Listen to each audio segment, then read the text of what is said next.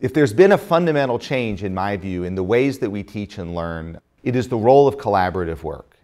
And not only in the sciences, but increasingly in the social sciences and in the humanities. And the existing Sawyer Library is not a home for that kind of work. That's a library which is about 396 individual study carrels located around a static collection of books. That's what a library was 40 years ago when Sawyer was built, and that is what it has remained. The new Sawyer Library is built in response to the limitations of that older notion of what a library is.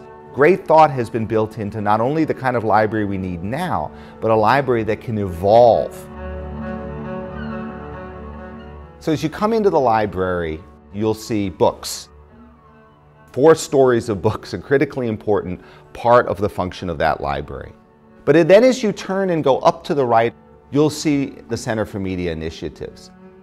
That part of the Office for Information Technology that interacts with faculty around the use of media in their teaching. But we'll be able in the library to do that in an intensified way and in a much more public way.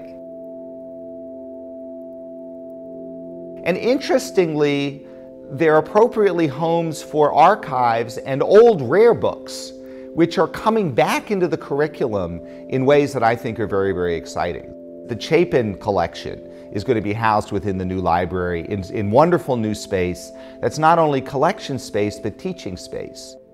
The books of the present, the books of the past, and the technology of the future are going to be brought in conversation with each other along the spine of the project. My classics courses rely quite heavily on the libraries. I always take them to the Chapin and we spend a day looking at the history of Virgil in text. That students can work with texts from the 15th century, 16th century, closely, intimately, with their hands on the text, without gloves, without worrying about having someone looking over their shoulder at every moment. I can see them light up. I can see them get excited and think about books in a way that they've never thought about. And that has all sorts of unintended consequences that enrich the curriculum, enrich the liberal arts mission of the college, and enrich society at large. The scariest part of the project is just seeing it built. These are enormously complex projects.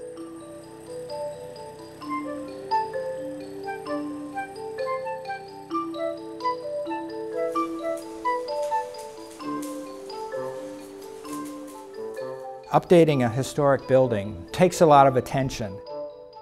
It's like a long race, and the finish line is definitely in sight, but it's up over a knoll.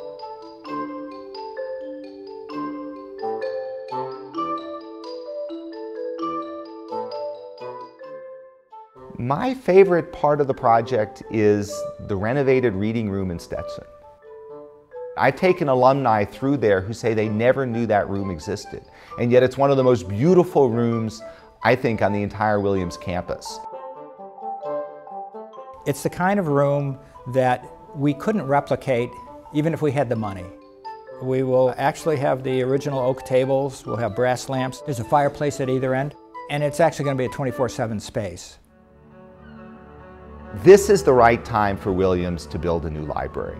If it were really about the books, and if it were really about only information in books and getting it into the heads of students, we would send them the books in the mail. And it would be a lot cheaper, it would be a lot more convenient, they never have to get out of their pajamas. But that's not what we do. Our purpose at Williams is to create a social interaction so that all sorts of things that we can't possibly plan on will happen. That's what we think an education is.